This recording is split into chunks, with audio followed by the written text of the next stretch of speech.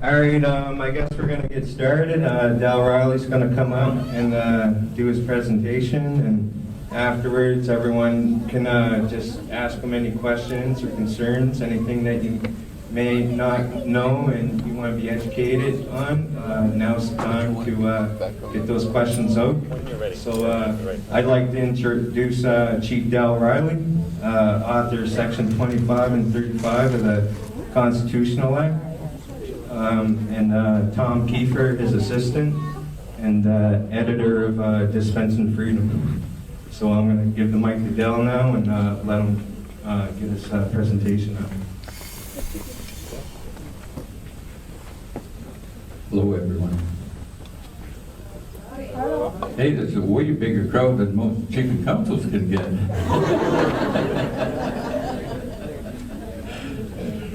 Yeah, okay. I've done this quite a few times.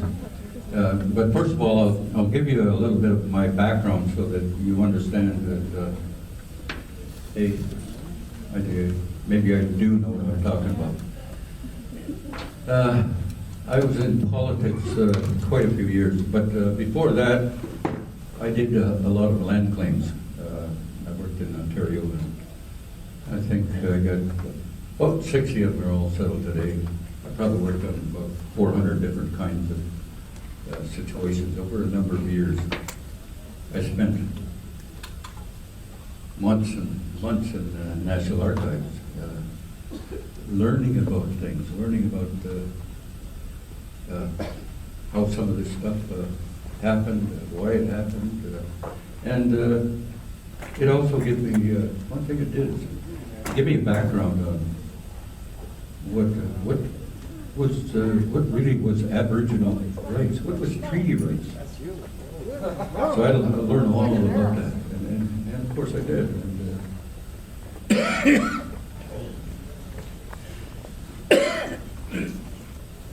But I was also a very aggressive individual while I was at the Union. Well, an easy one is when you pull out your status card, you get all the provincial sales tax-free. We did that way back in '76, so everybody knew me from that.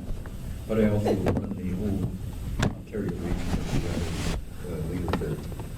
I was a very aggressive individual, and I've worked with lawyers for years and years, and I was always the boss, and I always made the final decisions.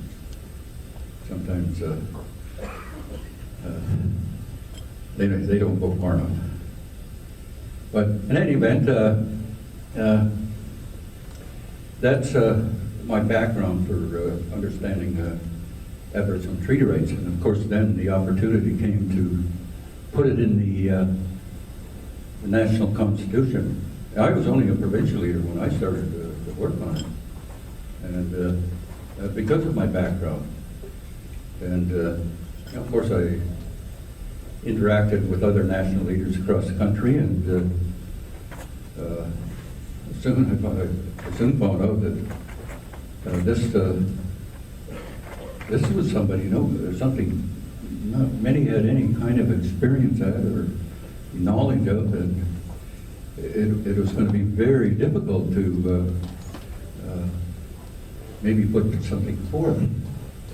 And my idea at the time to put something forth meant that we wanted our rights recognized in the highest law of the land, the Constitution. And a lot of times when you get, finally do get started to get the okay, I think it was even a year before, finally got the okay that, yeah, hey, you could participate with the committee on drafting some of the things that affect you. But it's really difficult to get that national support and keep it. But I was able to bring the Métis in and the Inuit. But we did all the work. It was all done by us. And we also put together all the wording on Section 35 and 25. And we wanted we were gonna make it so tough, so strong, that there's no judge, no Caucasoid opinion. It's just a thing I use anymore. It's more kind of a joke. They call me an Indian, and I call them Caucasoids.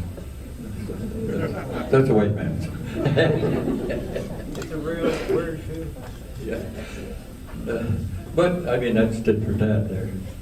Well, in any event,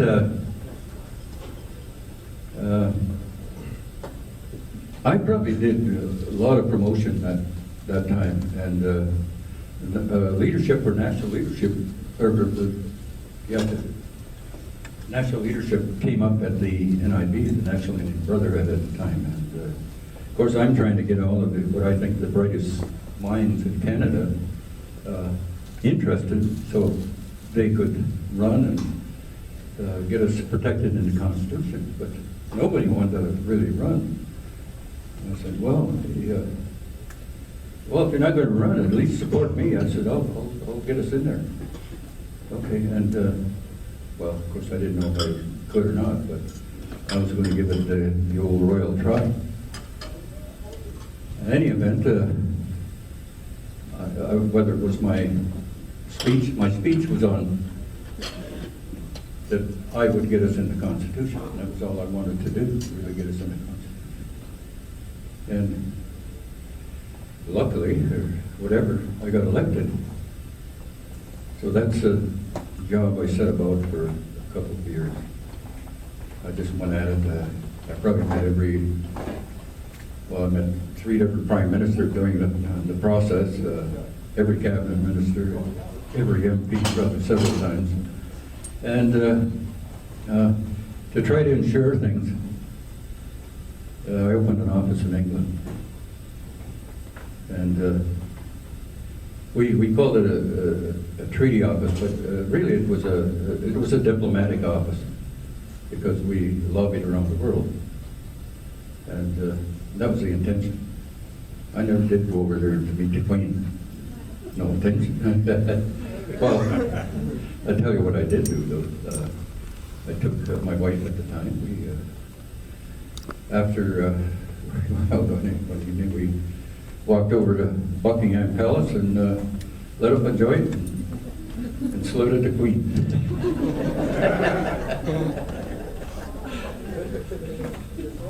But finally one time, the discussions were really going hard and heavy in Canadian Parliament, and they finally called me in. President comes up to me. This was 11th hour now. President comes up to me and says, Del, he said, can I talk to you? So we went out in the hall and where nobody was. And he says, hey, if you will close your office in England, we'll give you your protection for Aboriginal treaty rights. I said, put it there. We shook hands on it. And that's when government, the obligation of the Crown came in. And so there's always a lot of politics in this. And they were trying to pull it out. I remember the Minister of Indian Affairs at the time.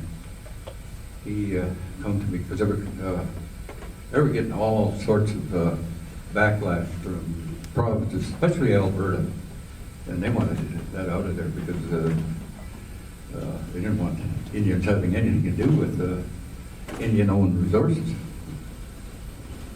So they fought against it. Finally,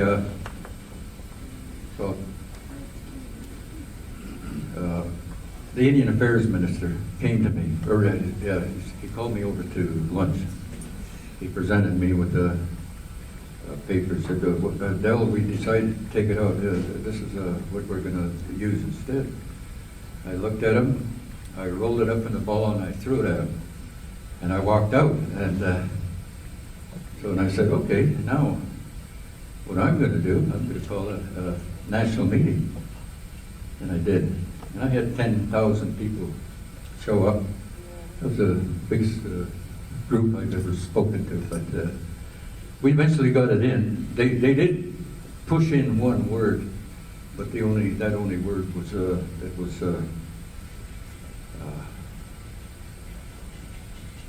it helped us in a subsequent court case, and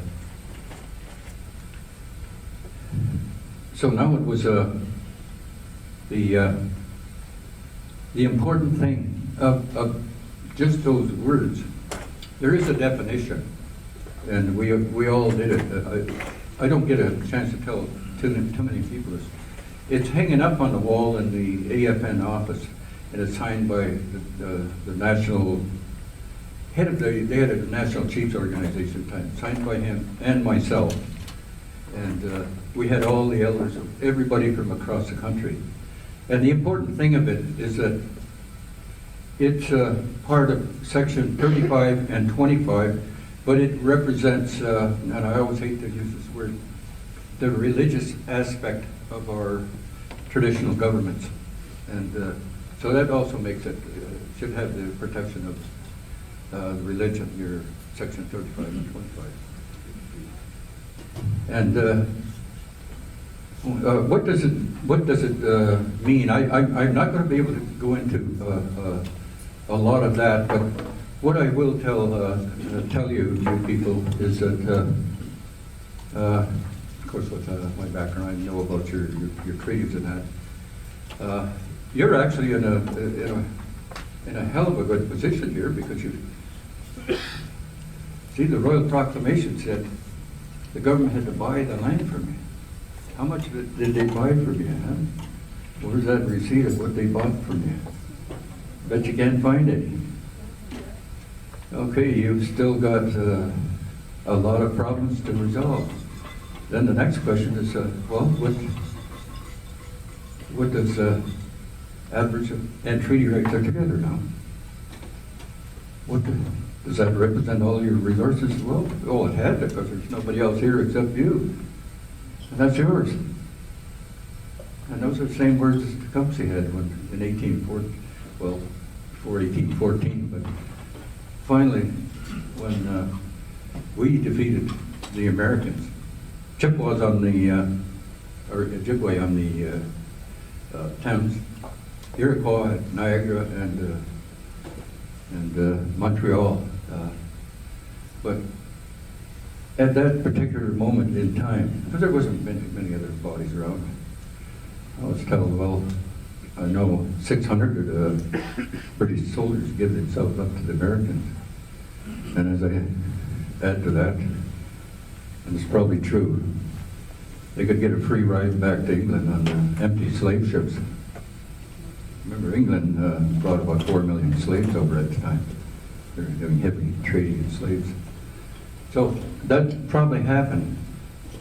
And then I know in our area, the British General Proctor, decided to retreat. And he did. Took all these soldiers, headed to Ottawa or Montreal, and he was actually tried for cowardice. But in any event, it was the Indians that stayed and fought and established what we have here. And I say, at 1814, you had eminent domain, total eminent domain, as the borders were established.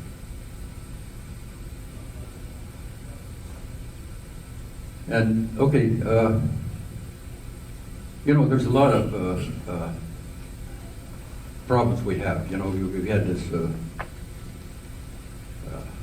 regime that got set up called the BNA Act, and it, unfortunately, it's an extremely racist document, and with its intentions of setting up a system so that they get easy access to your resources and not have to pay you. So part of that regime was to introduce their Apartheid Act, the Racist Idiot Act, which is still in place today. which makes a joke of the Truth and Reconciliation.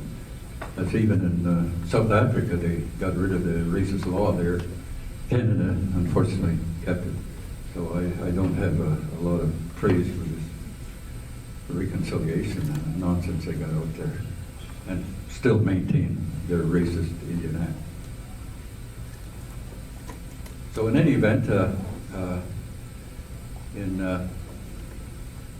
they kept going with this John A. Macdonald kinds of races. In 1884, John A. Macdonald decided, well, hey, we got to tax all these Indians. And the way we're going to do that, though, is we're going to put on we'll get rid of their traditional chiefs, and we'll put it in our own Indian Act chiefs and councils. And 8 years after they did, 1892, yeah, they did exactly that. Put in all the Indian Act chiefs and councils with the voting, and of course, you know, the turmoil that's all over the place with voting. And I'm saying it's here too, but it's all over. And so we weren't able to do anything because of the way the Indian Act was written. And some aspects of it are that it follows the Papal Bulls of 1493, and then that they said any brown-skinned people any place in the world, because Columbus had been over here, knew there were other lands, and he got word back to the popes back at that time to issue a statement that gives them the right to come over and take all the wealth here. So they issued these papal bulls, and today that's called the Doctrine of Discovery. So all the colonist nations followed that, and it's the reason today even you know, your Indian Act follows a lot of those principles in those papal bull statements, in that you own all your land only in general. That's Doctrine of Discovery nonsense. And, that wasn't the way it really was. But you know, again, the Indian Act has been imposed on us, and we've lost a lot of resources. But I think the time is we can at least sit down and get a lot of those issues, because they are issues, whether legal or social, we can get them resolved because we own the land and the resources. And I know they're gonna fight us. They fought us like crazy all over the place now with the Indian Act. What do they spend? 120 million a year fighting against our rights. And but we can win this one. Okay, here's a problem that the current Indian Act people, Indian Act chiefs and council, and I don't have any issue with them. Where they are is not their fault. So, and I don't want anybody to blame them for the situation that they're in. And the biggest problem, John A. Macdonald didn't want to give him any power, so he didn't give him any authority. And he said, well, maybe someday when we get them into the municipality, we'll up the authority a little bit and paying taxes. So that's what you see out there now. A lot of proposals of Indian government proposal got going around the country. And you can give away your land with 25% of the vote. And that's in it. But you know, you've got all of these problems with the Indian Act, and another problem with it is that because it's a federal document, And the real one responsible for it is the Minister of Indian Affairs. All of the sections in it that describe your chief and council, whatever else, lands, that is contained in the Act. And it is not your rights. That doesn't affect your rights, or it shouldn't even affect your land. But they did. They pulled a fast one and put the surrender sections in on you. But that's just parts of the problem of the Indian Act. Oh, hey, I'm writing a book, and well, I'm not writing it. I've written it, and it explains a lot of, well, 10 times as much as what I've told you so far. And my next one, it's going to be, I'm going to write it on the Indian Act and racism. And I'm going to have a blast writing that racism one. But yeah, if you want to leaf through this,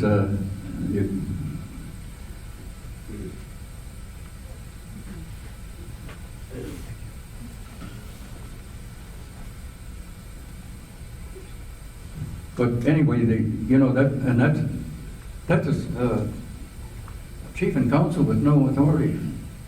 That don't sound right, does it? And it don't sound right even to them. And the problem is most of them have never read the Indian Act, and or had to explain to them what it really is. Not by a lawyer, but by somebody that knows the social impacts of it.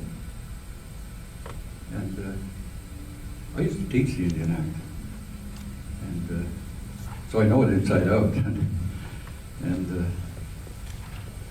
And it's wrong. It is a horrific racial document that's put our people in this residential school trauma today that we're, you know, trying to get out somehow. And this is just a little part of the fight, so. But I need the, hopefully I can get the information to chiefs and councils, because a lot of decisions have to be made in future. And good ones. I hope this alludes to the residential school that Sir John A. MacDonald was the one that initiated. The government in the funding of all residential schools starting in 1929. Yep. That lasted to 1996. Yeah, the last one, yeah. Well, hey, let me just mention this.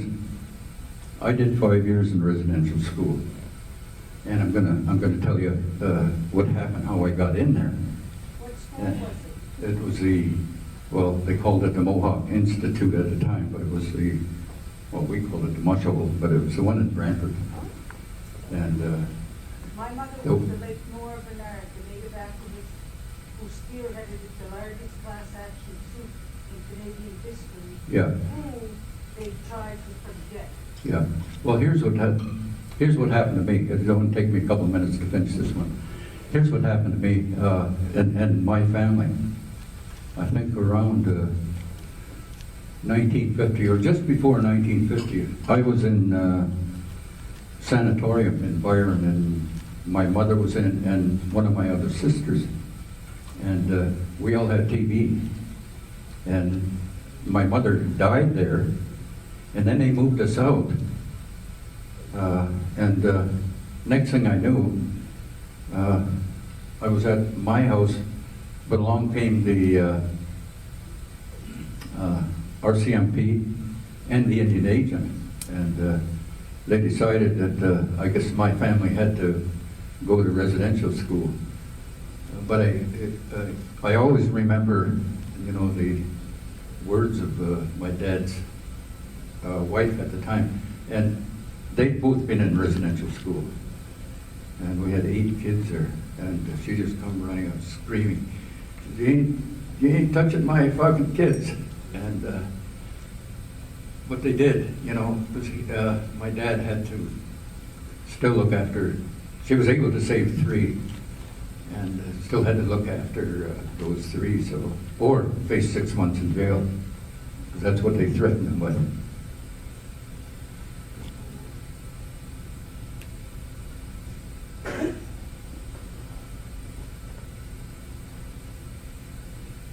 It's a long, hard road for our people, and I believe Well, that, it's sometimes a little bit tough to, knowledge yeah. is unspeakable. okay, I'm gonna ask Tom to get up and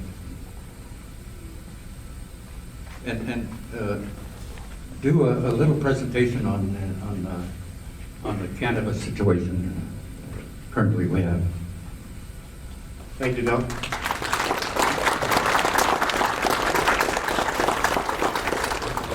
So my name is Tom Kiefer. Not native. I'm United Empire Loyalist descent, which is maybe the next best thing. And I've been working I've been working since about 2006 when the events happened in Caledonia and Gonestado in Ontario in the Six Nations territory. There was a major point of resistance that occurred, and I was active in my union, and we provided a lot of support and built a lot of friendships and learned a lot and became deeply involved in supporting Indigenous struggles. And also have a history in media creation. So for the last, since about 2015, in 2015 I began working with the very first Indigenous cannabis dispensary that opened. And I want to say that the very first in the sense that they had a sign and they're a dispensary in the sense that we're familiar with here.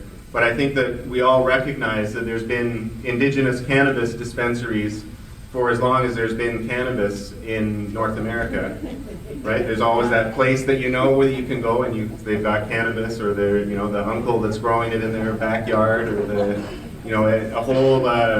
a whole connection there. And there's also something in this in the research material that's very rarely talked about around the Aboriginal right to cannabis. The framing of the legal system is that it has to be something that you did before contact, before any white people came, and then there's a very narrow definition of what the courts consider to be an Aboriginal right.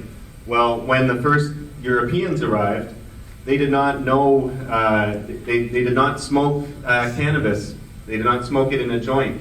The Arabs had water pipes that they would smoke hashish in, but the actual innovation of grinding up cannabis and putting it in a pipe, or putting it in a cigarette, or putting it in a cigar, that was an Indigenous invention and a technology that only then, after contact, began showing up in Europe, where there was a tremendous interest in things you could smoke. Tobacco was a major part of their economy, but also hemp. And so there's an interesting connection there. So I would make the argument that there's been Indigenous cannabis dispensaries and people providing medicines, like cannabis, maybe even cannabis itself, for a very, very long time indeed. So I happened to make contact with the first dispensary owner in Tyendinaga Mohawk territory. His name is Tim Barnhart. He's got a great big facility, still active today. In fact, we were just there a couple days ago. And this was, I want to tell you a little bit about how this movement developed and give maybe some kind of specific insights that might be relevant to that.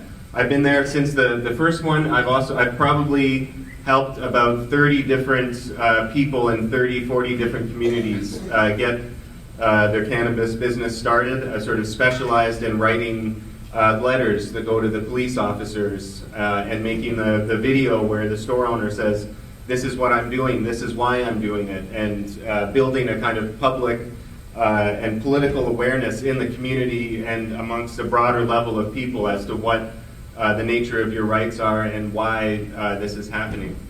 So the first thing that was clear in all of these dispensaries as they were spreading, there's now over 327 sovereign indigenous cannabis dispensaries operating in Canada, and that's just the ones that I've been able to compile and put on a map.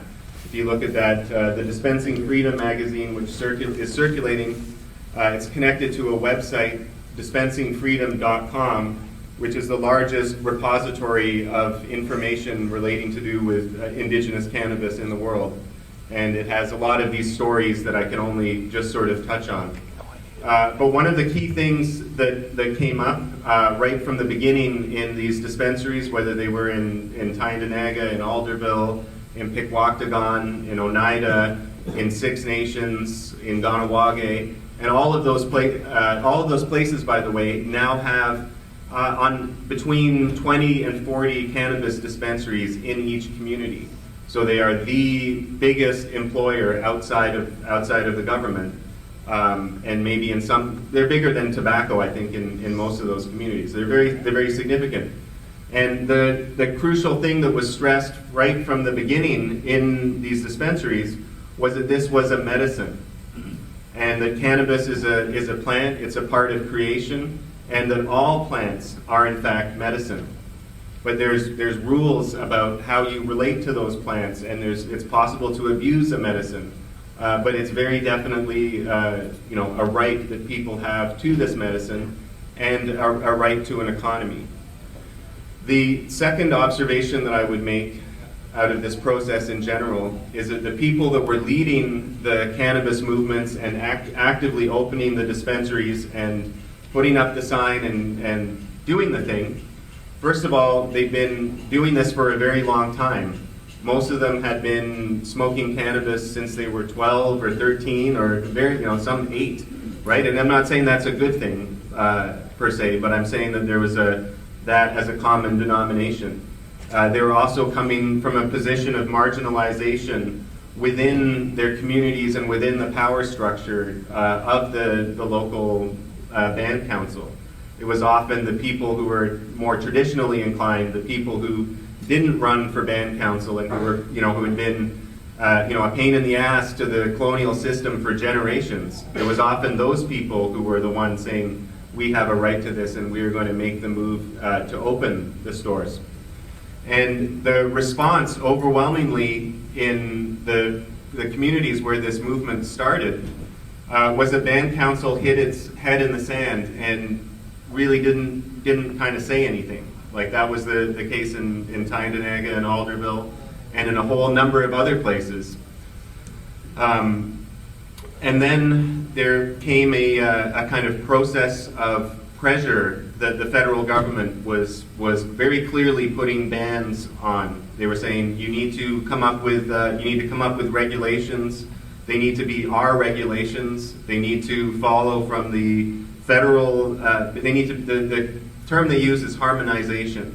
So they're saying yes, you have the right to. The band councils can make a regulation on cannabis, but it has to be identical with what the provincial system says, and it has to be identical with what the federal system says. So then maybe you might get the authority or the ability to decide the location of the stores, or how many you might have, or some added level of regulation. And in a lot of cases, that has meant a taxation, a licensing fee, or some kind of a structure. And the response, the response to this, or another thing that was connected to this, is that the band councils would often push or ask for the cannabis stores in their own community to be raided by outside police forces. So there's probably something like 20 or 30 raids that I know of that have happened, and many of them are still winding their way through the courts. There's obviously cases in your community that you're familiar with I believe at least 3 dispensaries and a constitutional question happening there. In the Dispensing Freedom magazine, you'll see a write-up about 10 Anishinaabe people, including 5 dispensary owners who are in the midst of a constitutional challenge themselves. And there's another constitutional challenge happening out in Chippewa of the Thames. And myself and especially Del, as an expert in the Constitution and in this whole dynamic, are involved in supporting the people facing those trials and those situations. But the key thing is that they have continued to stay open and they have continued to assert their rights. Now, the response from, like I said, the band council system has only really, they've been pressured by the federal government to put into place a system that will interlock with their system. And that will in effect mean that there won't be an indigenous supply of cannabis, that it has to come through Health Canada systems, that it is irradiated, that it goes through all kinds of, there's something like 50 or 60, actually I think it's more like 100 different types of pesticides that have been approved by Health Canada to be put on the cannabis that they sell through their system. The indigenous dispensaries are, strongly against that, and because their view of it as a medicine means that there's a whole different relationship to it. And one of the things that has occurred as a strategy in a number of different places, both in individual communities and really over regions, has been the creation of different cannabis associations. So there is, for example, there was a Gentege Cannabis Association that was formed in Tyendinaga, Mohawk Territory, in response to the threats of the police to carry out the raids. And the organization kind of came together and then dissipated once things had settled down. The same thing happened in Alderville. They created an association to kind of basically to preempt a move by police or band council to regulate them. And by regulate, I really mean tax and integrate into the Canadian system. Just let me finish with this thought for a second. So then this also happened in Pikwaktagon, and it happened in the North Shore of Lake Huron, where there's some 30 different Anishinaabe communities, and they came together to make these associations. And the key thing that they were doing in these associations was to essentially address the issue of health and public safety for the community. Because the people involved in these associations took the position that as Indigenous people living on their unceded territory, they are free to do whatever it is they want. There's this, the concept of freedom is a very Indigenous concept, so much so, it influenced the Americans and the American Revolution a great deal. They didn't get the whole aspect of it, mind you, but the concept of freedom is there. But the caveat, the limit to that freedom is that you not be doing harm to other people, right? That your freedoms then become an issue for community discussion or self-regulation when you're harming other people through what you're doing. So for that reason, these cannabis associations set up a series of their own protocols and standards around not selling to children, not advertising and making products that are, that appeal to children, selling products in child-safe bags, testing and labeling the contents of it, handling the product with rubber gloves, a whole set of checking for pesticides, a whole set of protocols and systems, as well as giving back to the community. But the key thing is that these associations have been built in such a way that they don't give rise to like a new kind of government system or a new kind of pyramid top-down structure where you have some people on the top controlling everything and monitoring and taxing, right? So it was an idea of building associations that are compatible with traditional ways of doing things. And so that meant that most of these associations would have a set time where they would meet. They'd meet at the Saturday after the summer solstice and the winter solstice, or on a certain set day that was the same all the time. So you didn't have to remind everybody about when the meeting was. You knew when it was, and you came and you sat together and you consulted and came to decisions by consensus. And again, there's different formulations for how these associations were structured. In some, they gave positions or kind of broke things up with different councils within the association of those people that grew the cannabis, those people that retailed it, those people that consumed it. Those were the three groups, and then also adding on a place or a voice for elders within that dynamic, or medicine people. So these associations, where they were built, kind of solved the problem that outside agencies, whether it's the federal government or the local police force, their excuse for intervening was met because of these conditions that had been accomplished.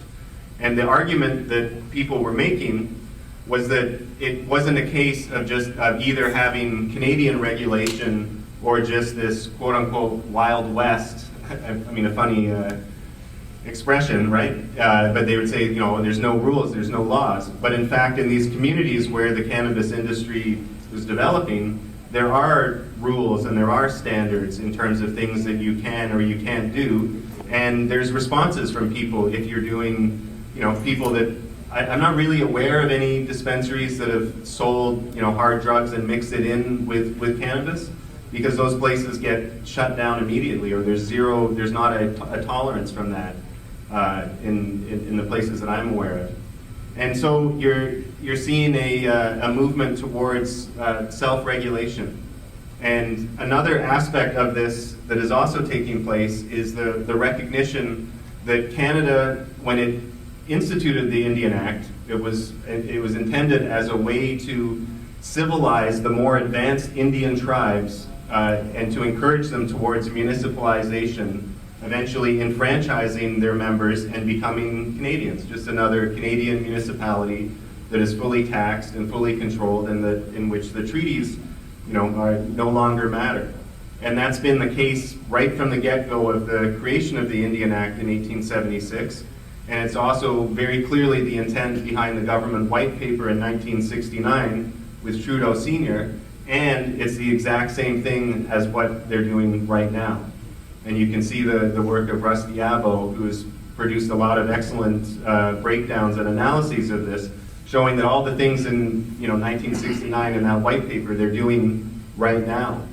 And they're on this termination agenda. I'm not sure how advanced it is in your community, but we're seeing it all across Ontario. It's happening. And the people who have been standing up to oppose this, in a large part, have been supported by, and if not led, by the same people that are advancing the Indigenous right to cannabis, the Indigenous right to tobacco, the Indigenous right to fish, to meat, to be able to use the resources on your territory. And this has kind of coincided with what you could call the land back movement and the direct action that people have taken to stop developments and whether it's mining activities or housing developments or dumps or any kind of thing, where people have set up tiny homes. They've occupied the land, because the protesting by itself doesn't really work. If you protest and then go back, they'll come and take it over and do what they do. So there's a move to this land back movement, and that's also been something that has been supported and endorsed by the same traditional people who are involved in building an Indigenous economy.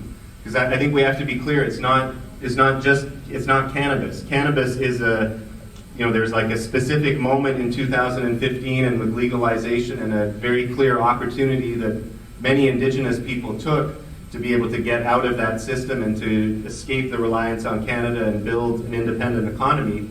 But it's actually much larger than cannabis. It's about everything. It's about getting your entire country back. It's about the fact that the lands that we're on are unceded. They're peace and friendship treaties. You're not defeated. You are not conquered.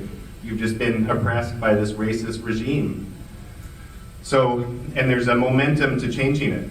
So the thing that is now taking place in this movement is that the government, especially, they're not doing it here, but in Ontario, they responded to the Indigenous cannabis movement by flooding Ontario with government cannabis stores. So there's in excess of 1,200 Ontario cannabis stores, and they've place them at key locations surrounding reserves. You can really see that they're there to stop people going in. And the response to that, because there's all these shops on the reserve, with the COVID lockdown, that was incredibly, I think it's devastating in a large number of ways and a large number of sectors. But for Indigenous people, it came right at the end of the Shut Down Canada movement, where the rail and the train blockades and some 300 different actions that were taken to support the Wet'suwet'en people, where the RCMP invaded on sovereign, unsurrendered land, which was literally not a part of Canada. And the COVID lockdowns, when they were put in, they shut down all of the reserves, and they basically destroyed the Indigenous cannabis, or suffocated, maybe not destroyed. People found ways of coping, but lots of stores really went into a sharp economic decline. If you look at the numbers they were making pre-lockdown and post. So the strategy or the response has been for stores to open up on their traditional territory and off reserve. Right, so there's now 7 Medicine Wheel and Iroquois cannabis stores that are open in Toronto. In downtown Toronto, they're now the biggest number of chains of any Indigenous or any cannabis brand in Toronto are Indigenous cannabis stores that are working together in a common framework. There's a store called, I think it's the other great thing about the Indigenous cannabis movement is the amazing names that people come up with. I thought early on, geez, we must be running out of names soon. Like, there's so many great names. So there's a place called the Stock Market in Vancouver, and that's another Indigenous cannabis business. And in the places where land back has occurred, there's little tobacco stores, there's little cannabis stores.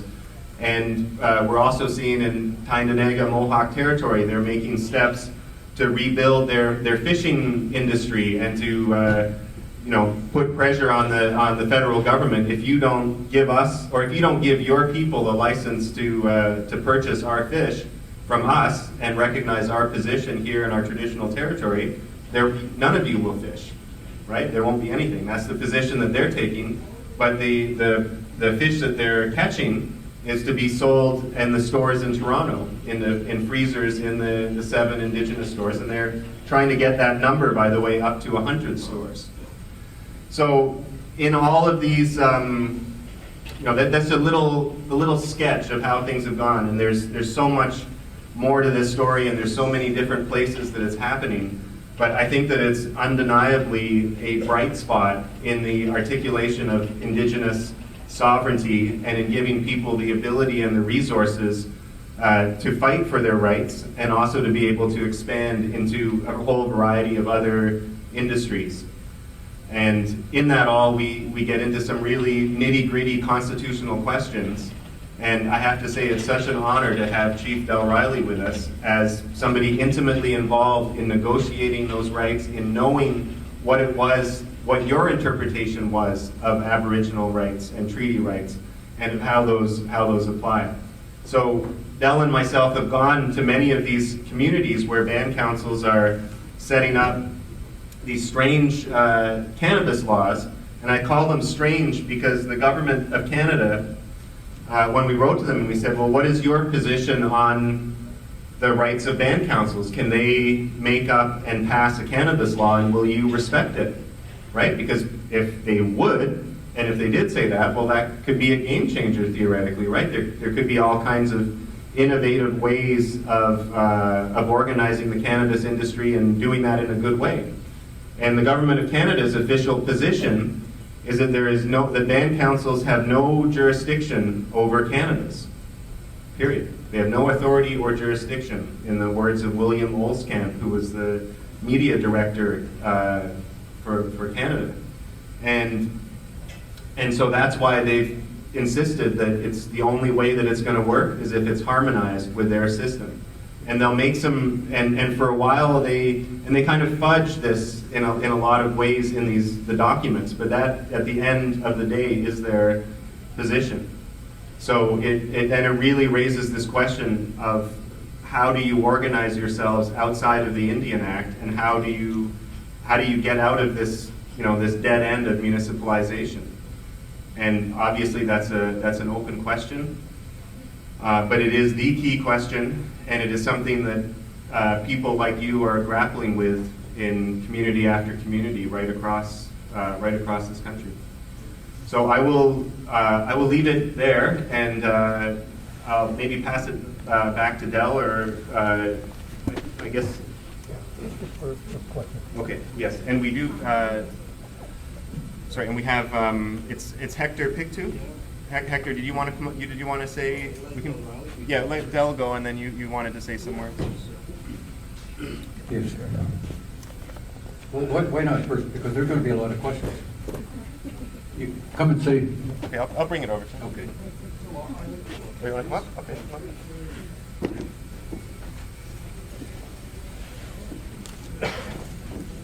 Thank you. Thank you. Good to see you all here. I want you to know this is a distinguished man, so humble, but a very distinguished man. And I've known Del Riley for quite a few years, and I thoroughly admire the man. Although many of us haven't met before, I'm from Millbrook, born there. My father comes from down Bear River Way. My mother was born along the Miramichi River somewhere. And we grew up in a traditional way. If we didn't hunt a rabbit and shoot a bird, and a few ducks, we never ate. And that's how simple it was. There was no luxury. We were never on good standings with chief and council. All through my life, I have never been on good standings with Indian Act chief and council, although I have relatives who are, and we get along very well. But I also want to say that where I admired Del Riley, when I saw the flyer that's floating around to come here to meet with him, I was just totally impressed, chairing an international forum. Although I knew he was the president of the National Indian Brotherhood, in fact the last one. I knew him during that time. I met him a few times. And I just would like to tell you where Del Riley left off and we picked up. I'd like you to know that Del Riley started the constitutional process, and in October of 1978, Pierre Trudeau and the English premiers of Canada started what they call the reenactment of the British North America Act. That was in October. Del Riley probably can tell you better than I ever could, but the fact is that Pierre Trudeau and the premiers were giving Indian chiefs, even the Indian Act chiefs, they wanted to sit at the constitutional table. They said, yes, you can sit here as observers, look and listen in silence and nothing more. So I think Del Riley, again, could probably tell you better than I ever could. On July 2nd, 1979, about 250 delegates of the National Indian Brotherhood went to Europe, and of course I'm not sure if England is Europe, but I'll say, and to England as well. There they protested Her Majesty at the Buckingham Palace. They protested Margaret Thatcher, who was then the Conservative Premier of England, the House of Lords, the opposition in Parliament. Many went to the Russell Tribunal, some went to the International Court in The Hague, and that's how we got a seat at a constitutional conference table. That's how we did it. It wasn't given to us by the goodwill of Pierre Trudeau, John Chrétien, or anyone else in Ottawa. They fought for it. I wasn't there then, but I want you to know that I did hold the title of National Chief for the Atlantic region. And again, my praise go to Del Riley. He saw fit that the National Indian Brotherhood had outgrew itself. It was established in February of 1968, and of course, I really believe that Del Riley put a commission in place, chaired by Charlie Wood, who was the chief of Alberta, and to restructure the National Indian Brotherhood into what is now the Assembly of First Nations. Under the National Indian Brotherhood, there was only 37 voting members, whereas I'm sure he saw some credit in this to be having so that 633 votes would be made in the next election. And I was there in Penticton, British Columbia, when David Henneke was elected. That's where I was elected. There was two candidates from the Atlantic region. Chief Dennis Nicholas was one of them. Dennis Nicholas was also the vice president of the National Indian Brotherhood from 1976 to 1980. So we inherited the constitutional process, and I just want to, I mean, I shouldn't talk too long, although I'd like to say a few more things, but anyway, there's some things that seriously troubled me deeply. The visit to the Vatican just last week, I am extremely troubled by that. And I'm a little bit of ashamed to Roseanne Archibald, although I like her very much, and I went out my way down to Soniaville to meet her. Phil Fontaine was not the proper person to do what he did. She is. Among many other things, Phil Fontaine was the regional director of Indian Affairs for 9 years. That's bad. That's like being a Nazi and saying, well, I'm a good Jew now. He wasn't that bad, you know? Yeah, that's what he did. Good liberal too. Anyway, so you know, I'm not going to tell you any names, but I'm going to tell you. One female friend told me word had been going around at AFN office when Phil Fontaine finished his last term. $30 million in his bank account. $30 million. When he got elected in his last time around, he told Stephen Harper, I need $19 million to renovate my office. That building he lives in is not his. That office is not his. He's renting it. Yet he needed $19 million to renovate it. You know, these are serious things. I'm not going to tell you I went to Shubenacadie. I didn't. But I was sent to a Catholic school. Franciscan brothers, they were going to teach us how to be a priest. We prayed, and we prayed, and we prayed, and we prayed. 1,920 prayers a year. That's not counting going to church and confessions and all that kind of stuff, you know? I thought to myself, never in my lifetime will I ever conform to anything like that ever again. And I'm probably your best or the worst nonconformist that ever lived. I got elected nationally through rules that he put in place. I represented you, especially the Micmac and other women that are sitting here, that when we got there, Pierre Trudeau did not have women on the agenda. You were not to be included, to be recognized as human beings with rights. We told Pierre Trudeau, he was the chair, I was sitting at this corner, we told Pierre Trudeau, Prime Minister, Mr. Trudeau, you're talking about creating a just society? How just a society can you create when you do not include women on your agenda to be recognized as human beings? Our mothers, our grandmothers, our aunties, sisters, and all of the female persons. And I can honestly tell you that when these men went to the Vatican last week, we all need to be outraged by that. I'm going to tell you sincerely, the Pope is, the Vatican is a sovereign. He is not only sovereign once, he's sovereign twice. Sovereign over the Vatican and sovereign to God, Jesus Christ. I'm going to tell you even something worse than that. During the Second World War, Mussolini and Pope Pius XI made a deal. Mussolini gave him a truckload of gold, and he would make the Vatican sovereign, and all the Catholics in the world would now become Nazis. My mother, a Micmac woman, had some very serious losses to friends and relatives during the Second World War at the landing of Sicily, if you can imagine that. So, but these are the things that when the Pope goes over there, oh, some priest did that, yeah. Bullshit. Pardon my expression.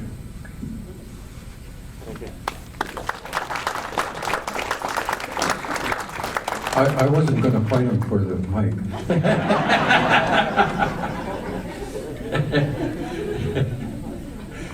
Okay, I know there's going to be a lot of questions.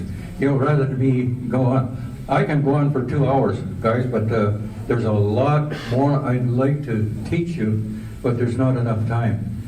So I'm going to open it up to questions from anyone at any time. I'm a historian as well, so.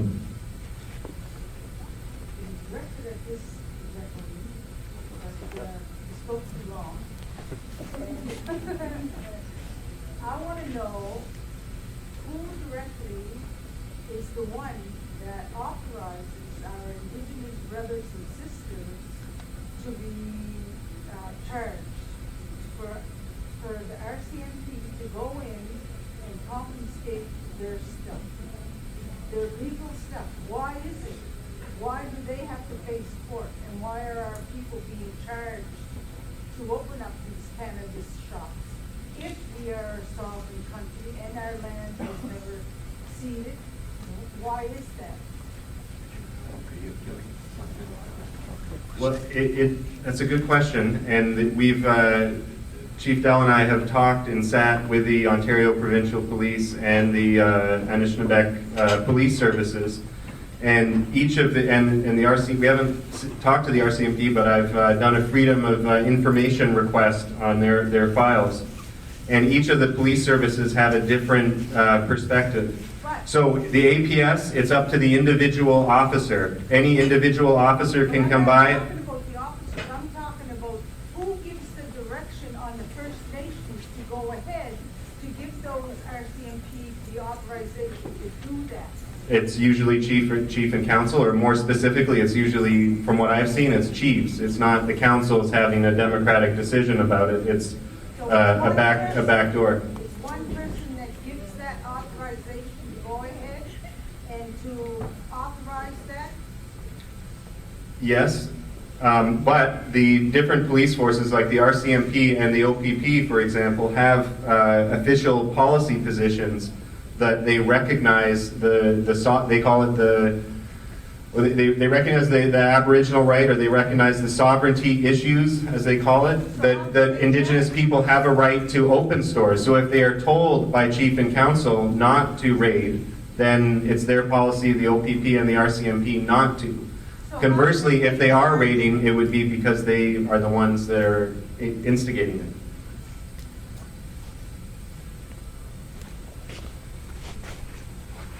Go ahead.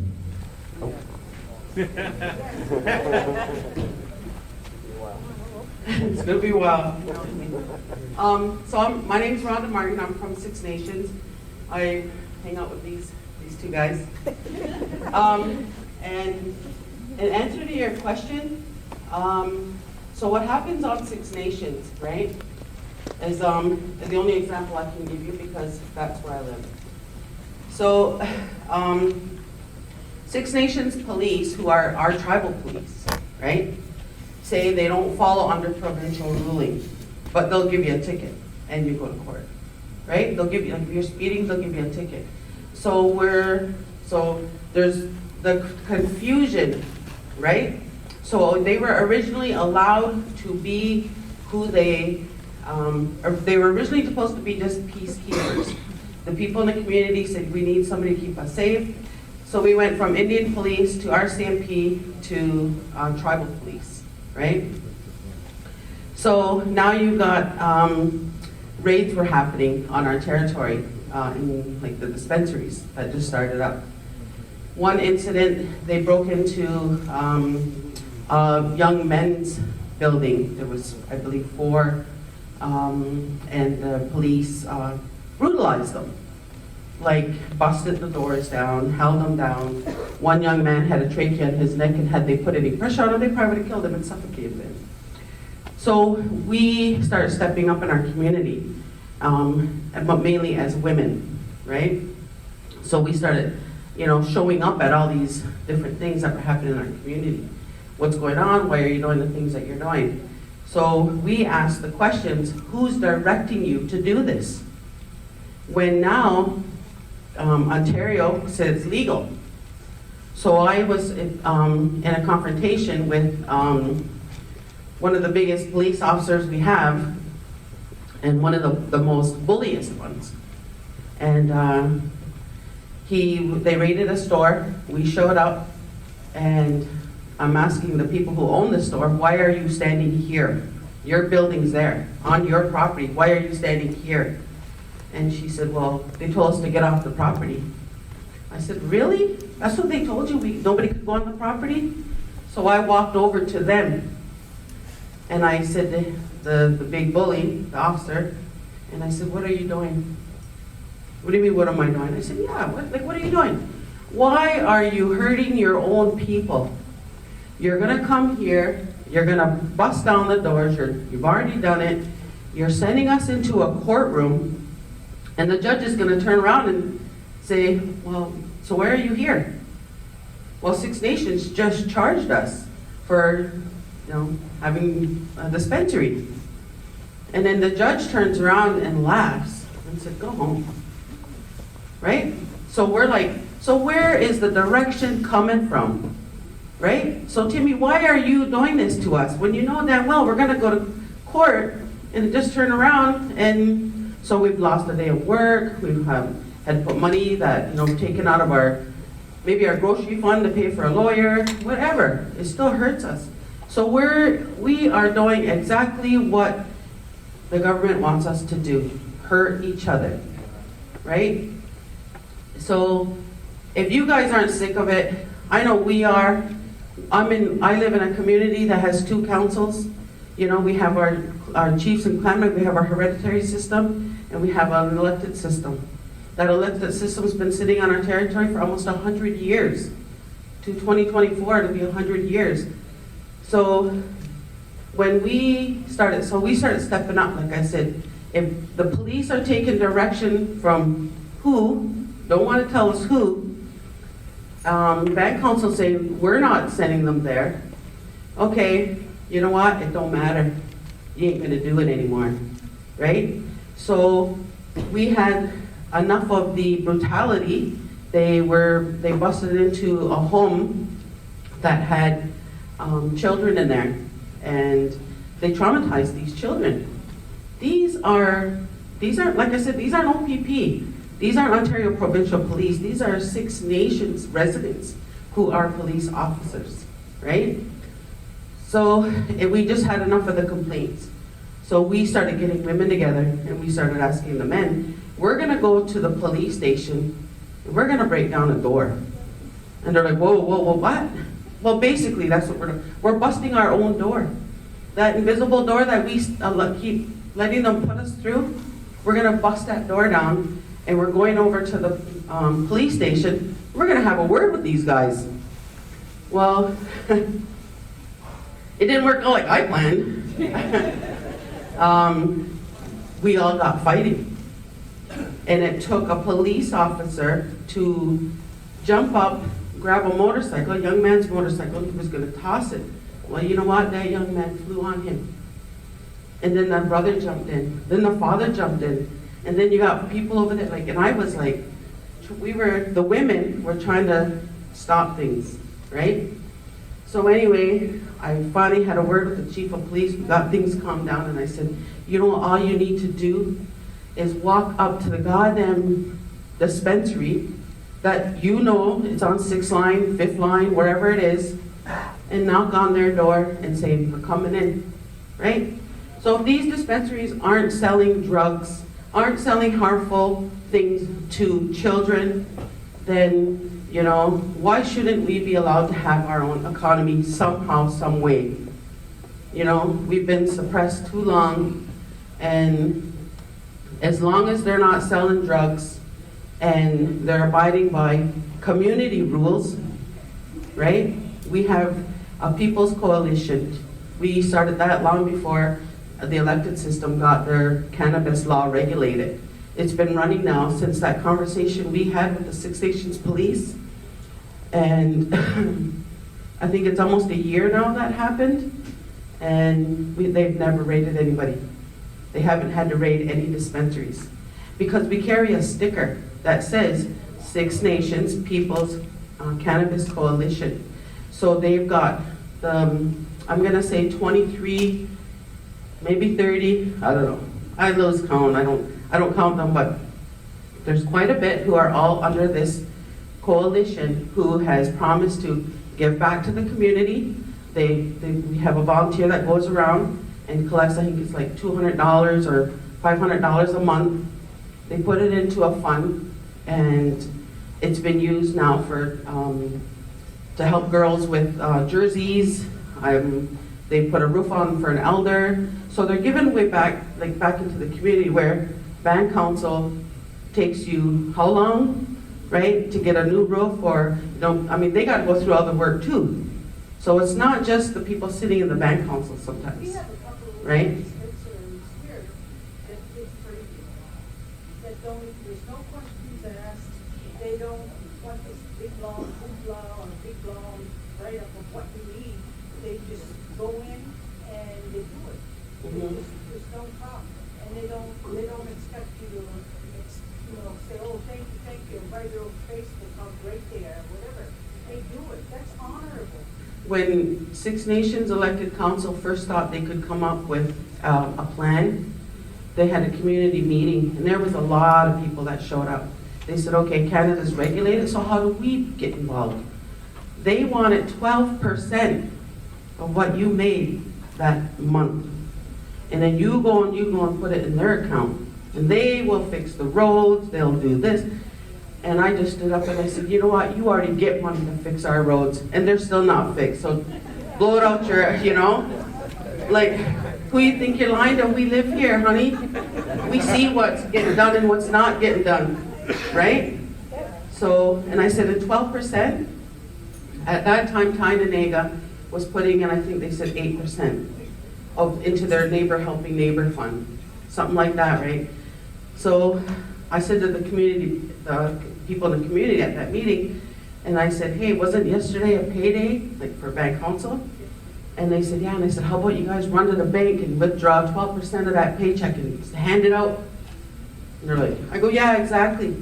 But you want me to, what do you do? Seed it, grow it, plant it, I'll do all the hard work, and then I get the first good pay, and I'm gonna run over to bank council and say, here's my 12%? Hell no, I ain't. When you won't even fix my grandma's house, you're making it hard to get running water, so no. So it's basic common sense of working together for the benefit of the people, because, I'm not totally against band council. Hell, I was nominated once, and I accepted the nomination because, like my friend here, I wanted to make that difference in my community as well. So the year I ran, they brought in online voting, and they went to great lengths to make sure that the 5 of us didn't get in. Because I was going in to either better it or dismantle it. That was mine, because we do not need a Canadian government, a US government, or any other government telling us how to govern ourselves if we want to govern ourselves accordingly. We need to all get on the same page, nation to nation, and work together on this. That's the only way. It's not just about this community or that clan. Oh, because I can talk. But anyway, I'm going to be coming out probably a little more often with Del and whatnot. And but we can talk on Facebook. Right now, I'm involved in a group with 93 women. So we're looking for same-like-minded women who will step up to the plate and say enough is enough right now. And that's all. We have women all across. So I don't think anybody from here is in there, but if anybody wants to, let's meet up and talk. And I'm Rhonda Martin, just simple Rhonda, AKA Big Mama, but that's cool. So I'll let you talk again to Doug. I hope that answered your question. Thank you. Okay, any more questions?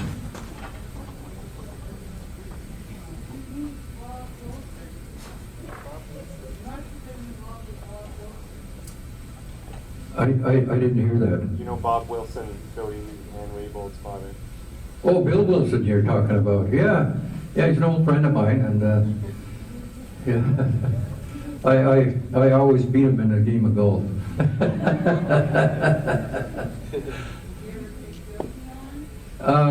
No, his daughter, I knew her from time she was a little girl, so she knows me. The one that got to be cabinet minister, Julianne Raybould.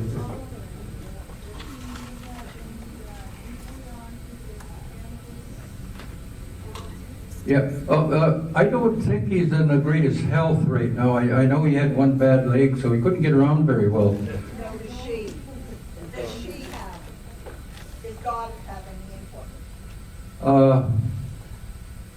I think in her own way. I know she's written a book, huh? And she's doing things out there, but I haven't kept up with it, so I can't really answer your question.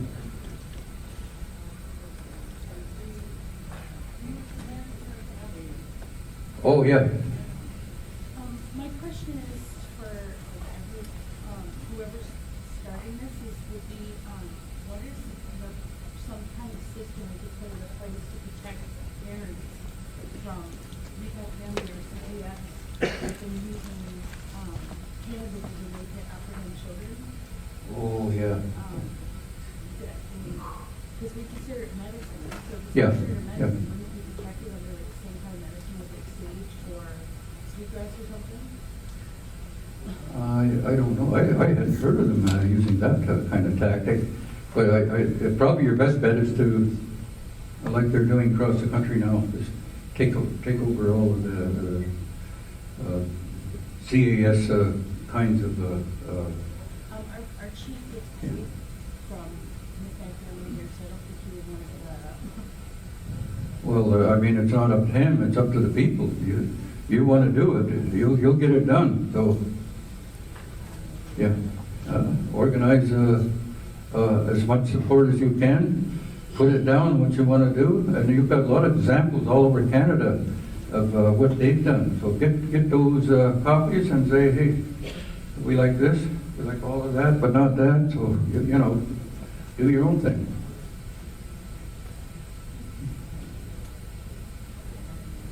Don't worry, I'm an organizer, so. I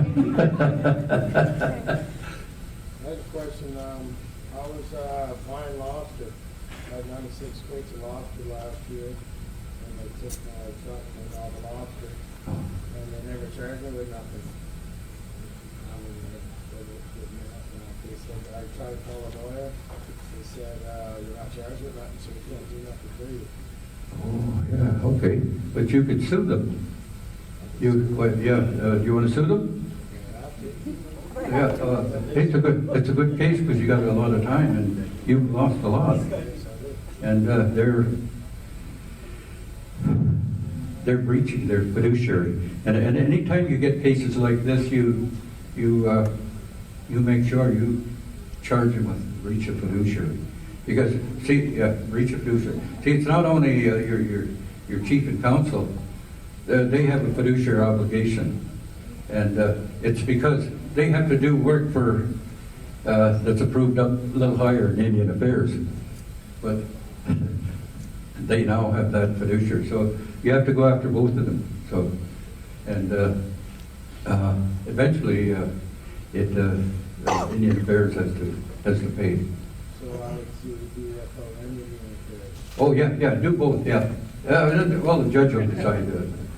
But we've got one case going ahead now, similar circumstances.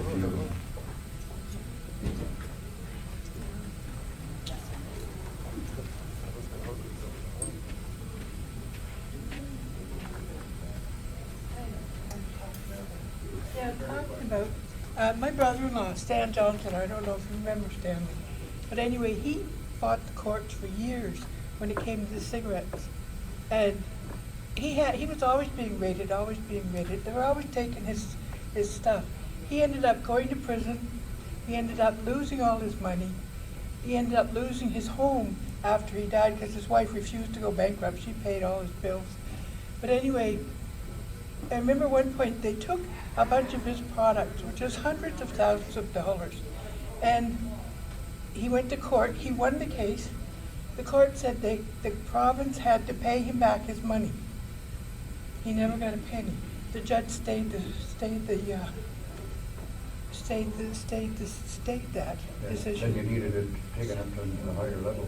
He did. Never went anywhere. But anyway, he lost that money. Yeah. And he ended up That's not the only. There's similar situations all over.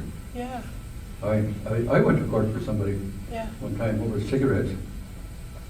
I had to go 26 times. And, well, at that point, we just said, hell, let's see if we can get them up to 50. So we were toying with them then, and then in the end, they walked away.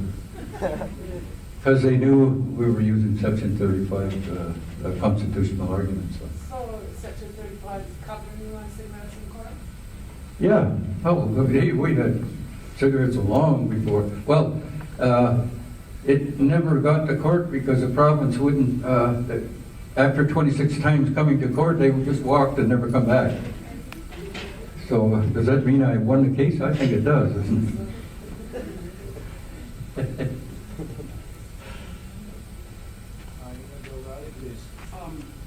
Could you, we spoke a bit about what took place at the Vatican last week with the Pope. Could you make sure that, see, these are the same Indian Act people who refuse to acknowledge that they're even implicated in a small way, and it was a big way, because if you look at the Indian Act, sections 114, 123 is all on education. Coming toward the latter end of it, it says the RCMP, the chief, and whatever constable he appoints has the authority to move our kids away, our kids away, whatever, you know? So now I'm asking you, sir, could you be sure that traditional people be allowed a seat at that table? And I also want to impress on you, sir, that you make sure that that Pope, when he speaks, and an apology is totally unacceptable, totally. He's a sovereign. That was not a mistake what they did. And he has to be brought to a trial like Adolf Hitler was in Nuremberg in 1946, 47, 48, 49. Nothing less. And the government of Canada is implicated in that too as well. Okay, I have every reason in the world to agree with you. Thank you. And, yeah, well, hey, I'm back in a fight. I can't do any more than that, okay? Traditional people, not just the AFN, not the Indian organizations, they're incorporated in provincial Yeah. law. Nova Scotia Union of Nova Scotia Indians is incorporated in the Nova Scotia Municipalities Act. Union of the Brunswick Indians and Section 18 of the Brunswick Companies Act are not even Indian. True. There's so many gray areas that the Indian Act has created. So much of misunderstanding about our rights yet. And that means there's a hell of a lot of work out there yet to educate everyone. So that Remember, we're not Indian. if you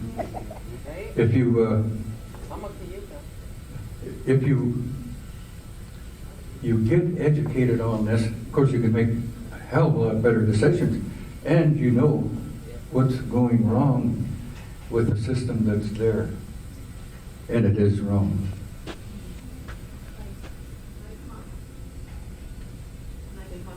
Sure. I don't want to take my mask off this. I want to be able, sorry, I want to be heard. Nice to meet you. I'm Karina Smiley, and welcome. I'm really pleased that you guys were all able to come here.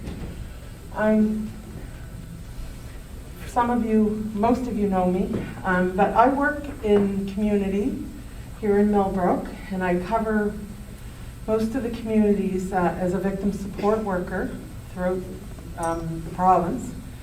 My main jurisdiction is Shuby, Millbrook, Pictou, Antigonish, and up to Amherst, but I do go throughout the province when I'm needed.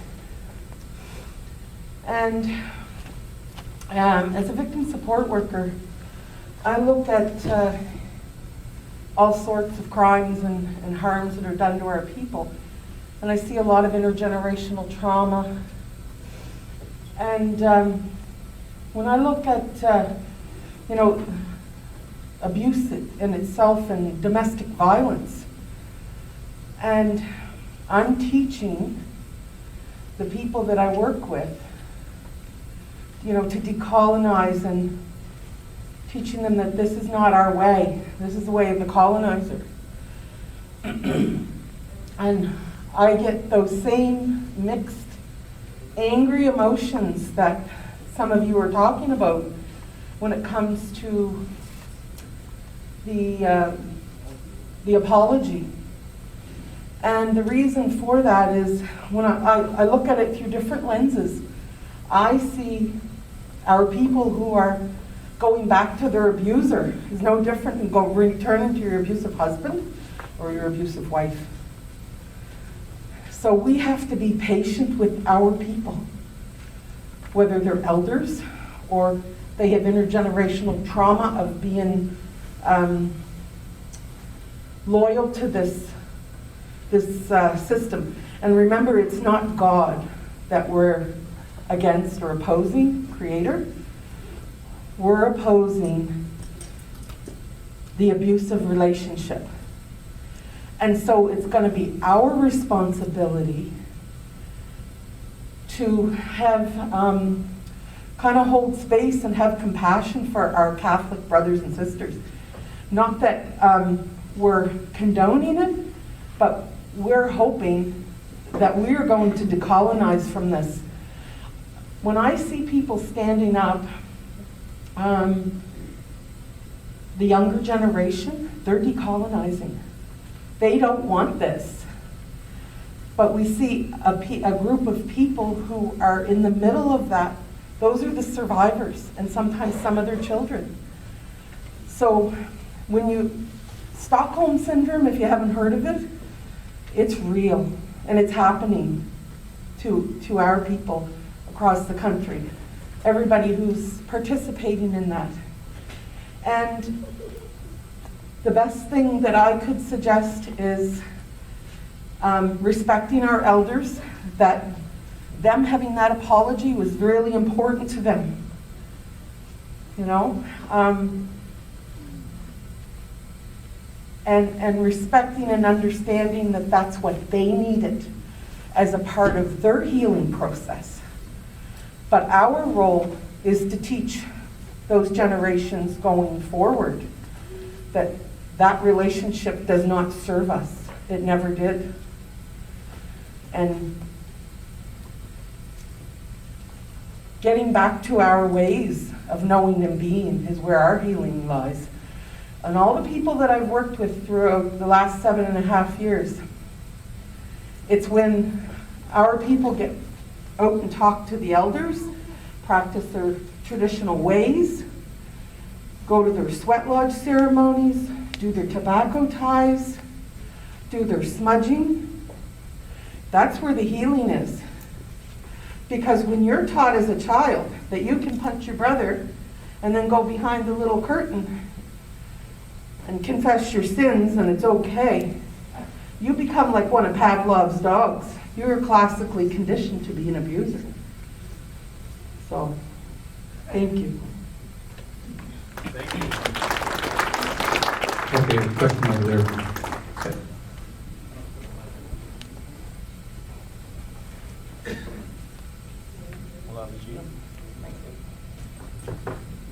Well, Darcy, now and again, kiss ko a good shot. All of a sudden, Ina dollars is sage, check sibanagic wedges kitchen away. Get on move, tell them come to Mugwedgia. I want to talk to you from inside my heart. You know, we quickly turned this over to the Pope. Because these are the things that plagued us for so long and has been such an enormous part of our poverty. And poor people make poor decisions. And our people did go over there in poverty to see the wealth of the Vatican with all our resources and everything that they've accumulated, while we have living in townships on Indian reservations where we don't own the houses that we live in. I know they went over there and they were angry, and they have every reason to be angry. You know, to a man that talks to himself, asking for forgiveness, asking for an apology. Poor crazy man that talks to himself. What's that, God? What's that you say? Kill them and take their property? Okay. If they reject the baptism, right? Yeah, kill them. Kill them all and take their property. That's a crazy man. You know? Well, we're not, we obviously, I wouldn't want to be the Pope. Not well liked nowadays. But getting back to the purpose of our discussions, the treaty trumps everything. 1752, 1760, 61 treaties trumped the Royal Proclamation. The Royal Proclamation inserted our treaties in the Royal Proclamation. They reaffirmed our treaties. And our territory and our lands and our treaties went right down to the South Americas. Not to Nova Scotia and New Brunswick. Those were non-existent at that time. And all the lands west of that was the Indian Nations land. It's all territorial Indian Nations land. And we never sold our land, we never gave it away, and we never lost it in war.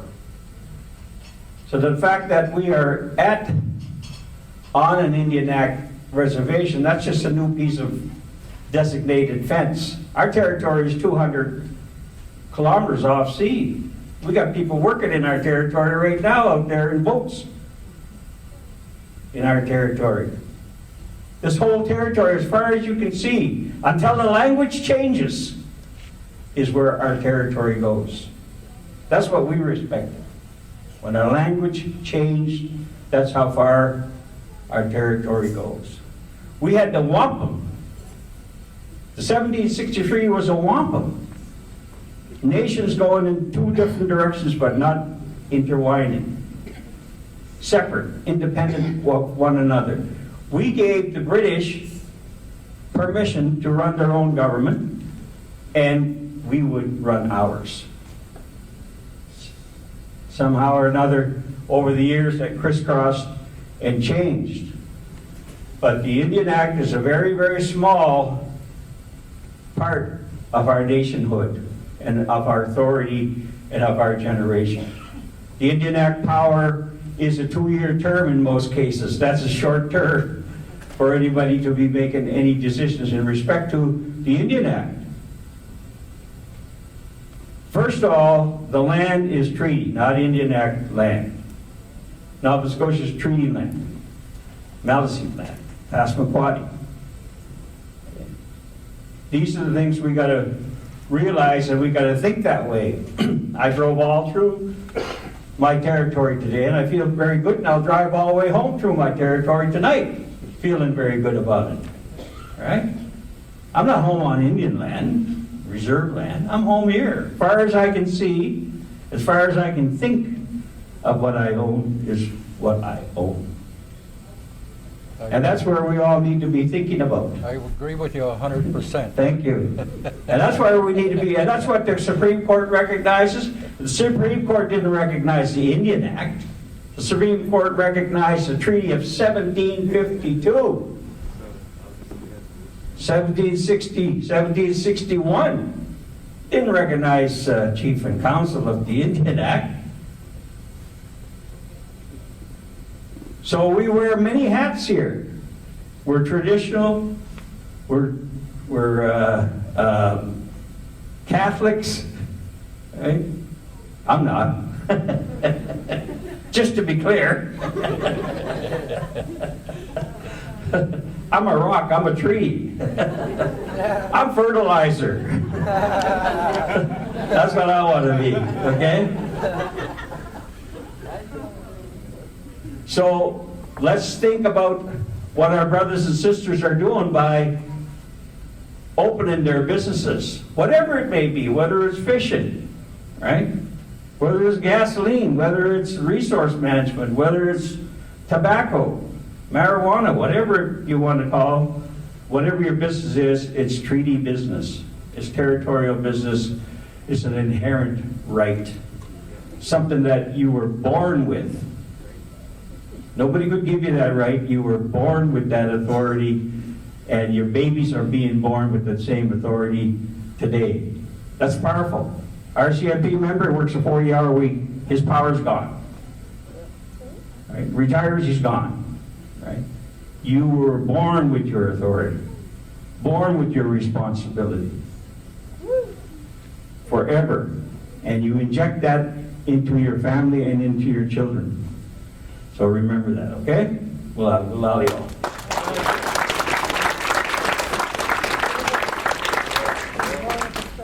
Very good. Hey, there is somebody in here who thinks like me. No, there's a lot of work to do. And I think even if we're just on the cutting edge of it, which I think in a lot of cases we are, we know there's a big road ahead. But what's so important, I think, is that we begin to understand exactly where we're at. Learn about Chief and Council, learn about the Indian Act, learn about your history.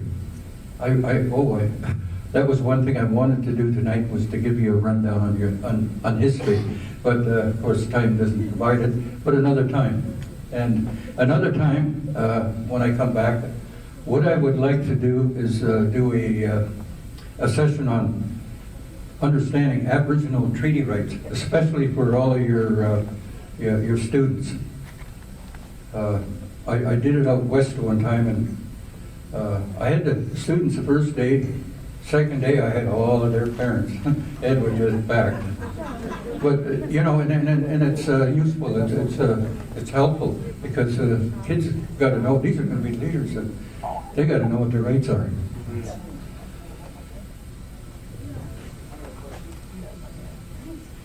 My company, I'm from Eskasoni First Nation Yeah. in Cape Breton. Mm-hmm. And my company was charged under the Cannabis Act, Section 20, subsection 1B, Yeah. operating a cannabis storefront without authorization. Now, the charge was originally with my company, Yeah. but we didn't re-register the company, so the charge went to me as an individual. And when we were at the court in Eskasoni, the judge said that she had more prison issues to deal with this. So I was sent to Sydney Provincial Court, and the Provincial Court kind of said, you know what, I don't know why you're even here. You should be taken care of in your territory. Yeah. Now, my question is, what kind of documents do I need for my defense? Oh, you just knew. Well, we're not going to get into too much of that right now, but I want you to get Tom's number, have a talk. It'll take some time, but we'll give you a wealth of information, and probably a lot of knowledge on what kind of strategy you can use. And but all in all,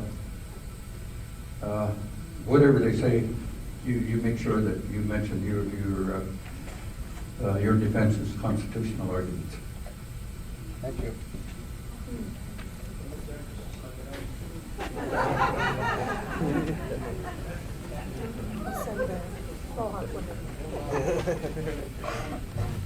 Okay, I don't see any more hands up, but I wanted to ask you a critically important question, and no one has spoken on it. When people do speak it, is that these are peace and friendship treaties. People are forgetting that treaties are signed between sovereigns. Right. I want you to say a few words on that, please. okay. Yeah, okay, well, in order to explain it, let me go back to the American Revolution and the War of 1814. My people were always in the war, always. And we fought we fought with our own armies. Tecumseh was one of our leaders. one of my relatives, the chief, fought beside Tecumseh in the War of 1812. And Tecumseh, while he wasn't a chief any place, he was a fantastic leader that just did things. I'm trying to follow in his track today. I'm not elected either, but I can do a lot of damage out there just with my background. Well, anyway, Tecumseh's position was always that we own our own land. We are human beings, and well, I'm in history. Let me go back, and there was a big war we fought. It was called St. Clair's Defeat.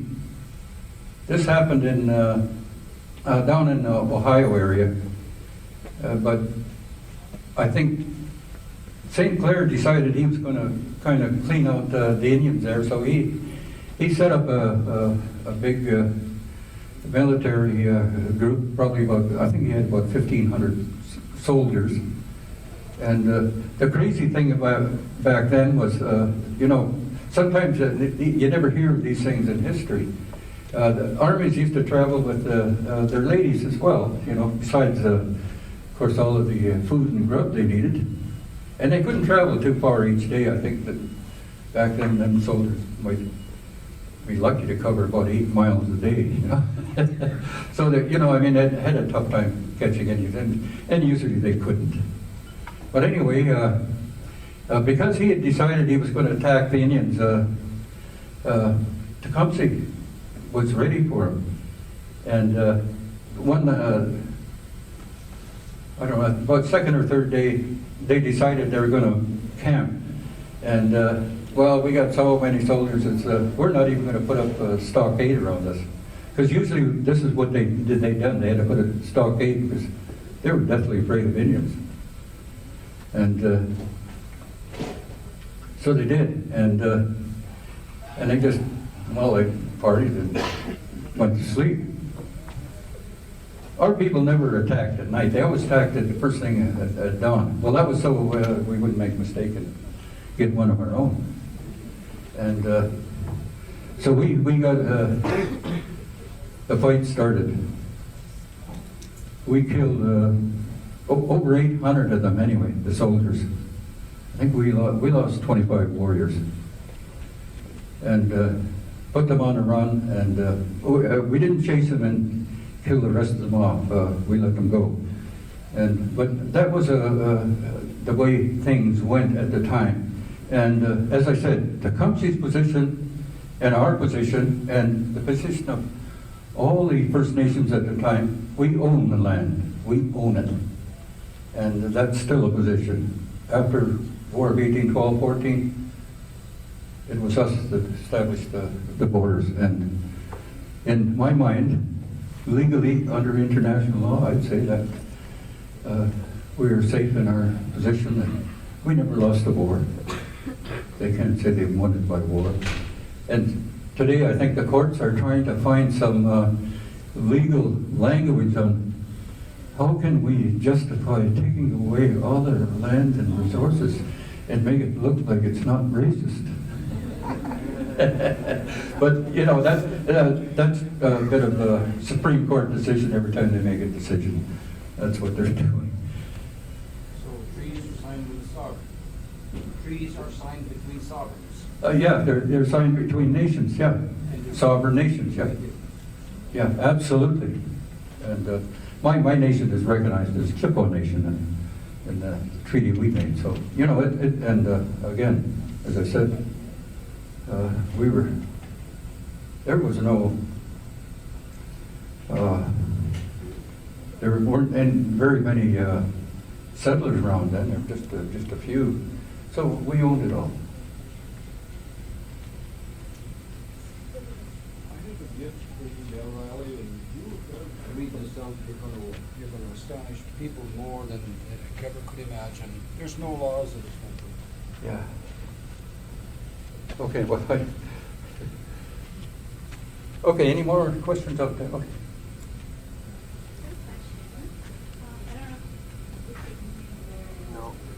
Okay, well, I can either repeat it or you can say it. I'm Jessica.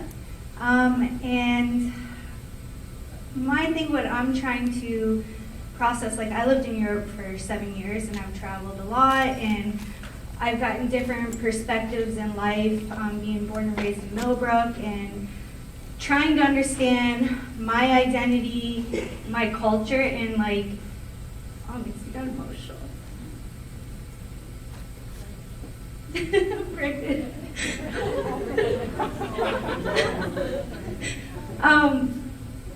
It's that, like, even though I never was personally impacted by residential schools, but the thing is, it's passed like intergenerational through our people. And what I'm seeing, like, in our people is that there's a lack of self-confidence. And when you have people elected into our chief and council who don't have education on our treaty rights, or we never had the advantage of that being taught in school, like what our actual treaty rights are. And so we had the gist of like, oh, residential schools, this happened, but nothing in depth that actually impact us. We can all like empathize with each other without even having to go into depth of it, because we understand that impact, how it's affected us, even though we didn't choose it. So the thing is, like, when you have people in these authoritative positions in chief and council that don't have the education on that background, and you have that, like what Rhonda was saying, is that you have a lot of shops that are being rated and they're giving them to go. It is them that are saying, yes, go do that. It's because of that lack of education or lack of trying to acknowledge or understand it, but it's our own people are colonizing each other and that wanting that authority over our own people. But when you have entrepreneurs in our communities that are being successful, giving back to our people, that should be something that should be celebrated. And it's really discouraging and disheartening seeing my Uncle Chris and my younger cousin, what they had to encounter in 2019, I think. And just seeing that, it's without even listening to them. So our own leadership not listening to our people. And I think we have to be really conscientious of who we are electing in those positions, because really, if you don't have that background, you're not going to operate in a sovereign, like, kind of way. You're going to operate under the federal, like, government. And they're using our own people against each other. And I just wanted to point that out, that we have to be really conscientious of that. And that's going to be the root of all the problems, is that we start acknowledging. You hit the nail on the head. But I do have a quick response for you. Buy my book in a couple of months, and it'll have the answers for you. But yeah, our chiefs and councils do need to get the information, because they also have Aboriginal treaty rights, not as a chief and council, but as individuals. And somehow, sometime in the future, we got to figure this out and fix it. It should be, yeah. But are not chief and council servants of the Indian Act? Yeah, they're servants of the Indian Act. They're only responsible is to the Minister of Indian Affairs. They're not responsible to the people. And, people don't know that, though.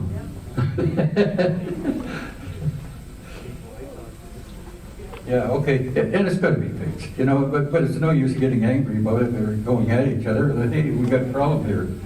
Let's throw it off the table and mill it about a bit, and we'll get it fixed.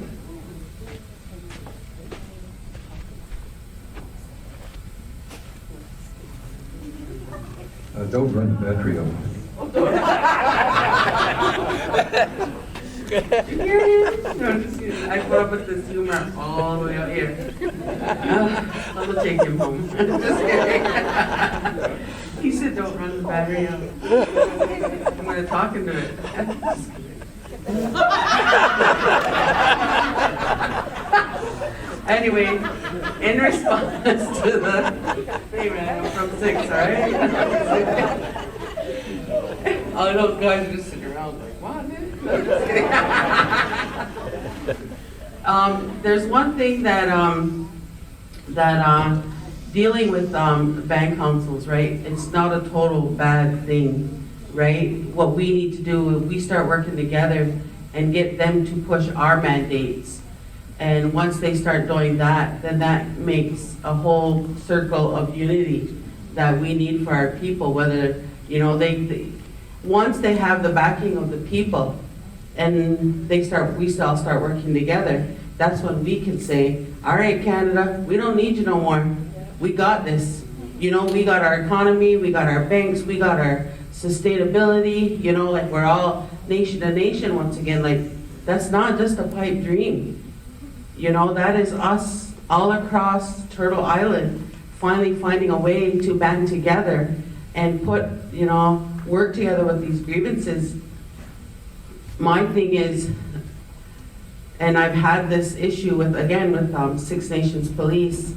They brought in a voting for the federal election, right? They set up polls on our territory, and we got wind of it, and we went there the next morning and we cut off the road so no voters could go in, and the police came there, but the police didn't come there until the big guy got there. Well, I was already there to greet him, right? So he gets there and we said, no. You're already impounding enough federal action on our people. Yous can go vote somewhere else. Because we do have voters in our community. In our community, it's about 80% traditional who don't vote. We have 20,000 eligible voters and about 1,500 vote in our community. So, and that at one time ago, it was councillors of 12 and one elected chief. Now they've taken it down to 9 with the chief and 9 councillors who can now stay in there for 4 years. So this means that he's gonna stay in there until our 100th year. So right now, we're really being faced with municipalization. They say no, we say you're all the signs are geared towards it, right? So we do not want to be on every federal framework because they're going to take our land, they're going to take the title. They're going to offer us money, sums of money. Six Nations has been offered $3 billion for 10 years to look after our community, and they'll give us everything we want. They'll help us with infrastructure, we can do our ceremonies, we can do whatever we want. We just can't sell the land. And we can also now go to the bank to get a loan. You never could do that, right? Because you couldn't use your house as collateral. So they're changing a lot of things very quietly. You think they weren't working during COVID? Come on. Our eyes have opened up, right? So, but whether you're working for band council, whether you're a traditional chief, it's time to remove the hats, remove the titles, start forming as a people, and I'm going to say it again, women are the stronghold of any community, of any household. We need to start upholding that again and believing in I'm touched by that young lady's words, we need to start giving that voice back to our youth in our community. Especially right now in our community, we're ravaged by drugs. We have a funeral maybe twice a week now, and it's mostly all our young. We've been so colonized that they've taken away the discipline out of our homes and forced mothers to go to work. So when you put all those dynamics into our lives, and if we keep it there, we're not going to have any growth at all. So those are a lot of hardcore lessons that we all need to seriously look at, and how do we help each other regardless if you're in a title position or not, and we are all experts in our own communities because we're living it. There's nobody out there that can tell us that we don't know what we're talking about. We're smart. Remember, we've taken that white man's education. There's a lot of smart Ongohoing people across Turtle Island, right? So let's put that smartness to use. Let's put our resources back together, let's connect all across as far as we can go, as far as that language is there, right? and work on getting our language back. I'm trying to do that. I have a language camp at home. I've started it on my own, and I've called it Camp Otayoni because I'm a wolf. So once a week, well, with COVID, I had to stop, but I'm trying to revitalize the Cuba language, right? So on a homesteading basis, right? I don't want to go into a place like this. We all learn, or a classroom, it all begins at home, right? So when they tried to take all this away from us with those residential schools, one thing they never counted on, and that was the strength and endurance that we hold within us. And remember, we all have that spiritual claim. We come from the earth, we're going back to the earth. So we have that spiritual claim to anything that happens on our territories. That universal law, remember, it supersedes any judgment from any courtroom. So when push really comes down to shove, you stand up and you tell them that who you are. If you have a native name, use it. Use whatever language you can, so that your ancestors will always be there to help you. As soon as they hear that language coming back, and I was so glad to hear the gentleman there, Jim, when he addressed this room in his language. And I'm hoping that I'll be able to do that. I could have, we do some. So really start looking at a lot of things. It's not just about cannabis, but remember, cannabis is also used as warfare against us, because that's why they created these government cannabis stores, right? Right now we're working on creating some kind of a stamp that will tell the outside world that our products are safe and pesticide free. No herbicides, no mold. Governments don't do that. They give you a certain level of things that you can use. They put it in your cereal, right? You look at all those chemical names that they're putting in your processed food that you're buying every day. They're doing the same thing with marijuana. So when the outside world is going out there and buying cannabis, and people start developing all these lung issues from it because you're smoking it, so they're gonna blame it on us again. Well, so we don't need to get into all that discrimination, but that's certainly a part of what the governments just want us to do. So if you have a dispensary, follow the rules and regulations of the people, right? And we will succeed, and we got to do it together. Whether, like I said, whether you're a band council, traditional, teacher or mother, whatever. If you're a member of your community and you want to make that change, then start stepping up and making those changes for everybody, because you are all going to benefit, or you are all going to fall, and us too. Us as Omaha people of this, start healing, stay sober, and that's another thing. We are becoming sober. We're not those drunk little Indians anymore. They can't fool us anymore, right? We're educated, we're sober, and we got to bring back the love. And once you got love, you got peace, we're good, right? There you go.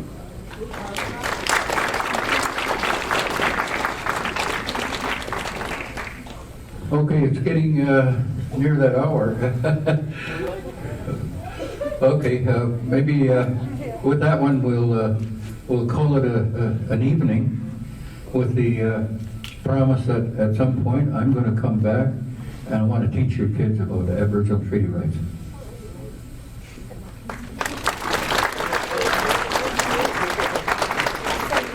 Students and parents.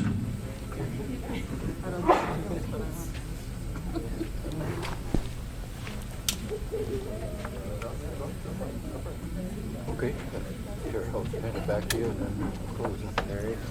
All right, thank you, everybody, and thank you, Del, and Tom, and and Rhonda, and Jim, and I forget your name. Thank you. And thank you very much. I appreciate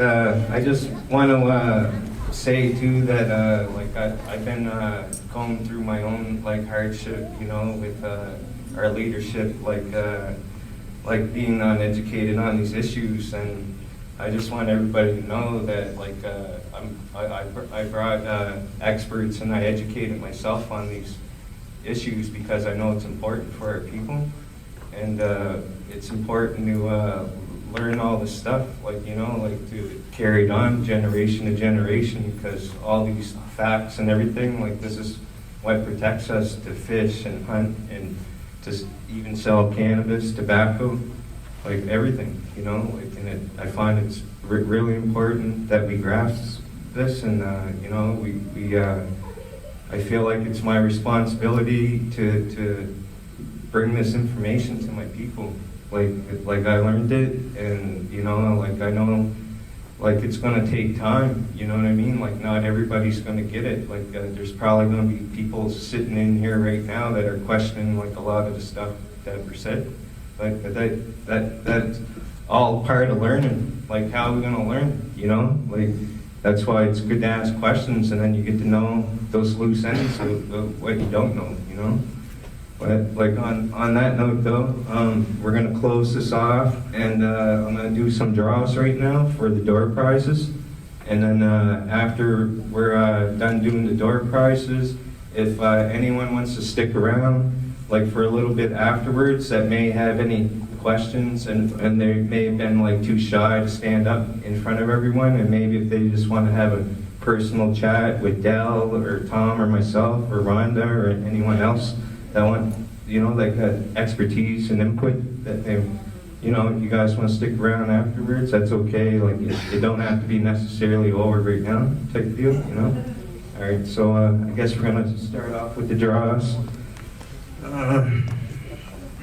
Better not got your name in there, CJ. You can do the pick notes, CJ, and I'll just announce the winners. You can pick out the names. Yes, we're gonna start out. I got 3 boys speakers, both speakers. So, you know, nice weather's coming around and stuff, you know, be kind of like good for the beach or whatever. So we're gonna do the first draw. You wanna draw the first name there, CJ? And this one will be for a blue post speaker.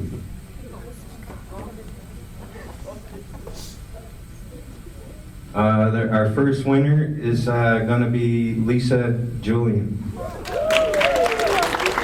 up and get your prize, Lisa. You have an option. You got first dibs, so you can pick whatever color that you want of the 3 there. Go black girl.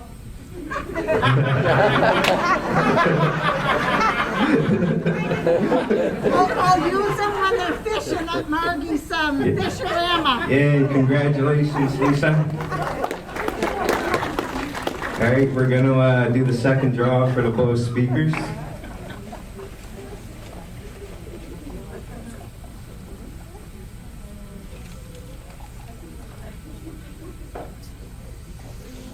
All right, this is not rigged. I'm saying this right now, like the next winner is going to be Zachary Jillian. And this isn't rigged. Congratulations, Zach.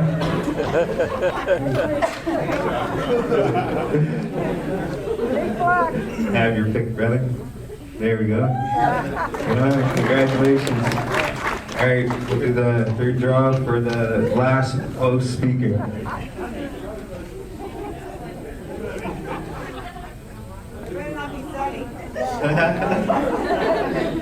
All right, the third winner would be Daniel Francis. Congratulations, brother. You get the white one, though.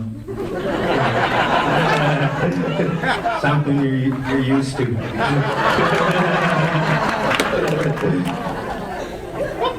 Alright. So I got a pair of Versace sunglasses here, donated from my wife there. I think they're obviously female, so if a guy wins, you better give it to your wife. All right, we're gonna do the fourth draw for the Versace sunglasses.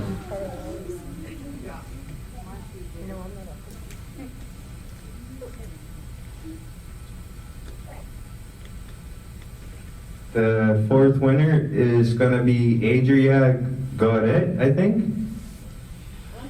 Andre, sorry, brother. I didn't mean this. Man, I'm illiterate, man.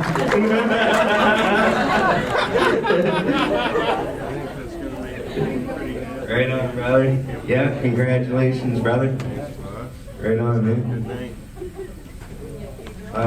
The fifth draw, we got some solo pro Dre Beats. So we're gonna announce the winner for that. Yeah.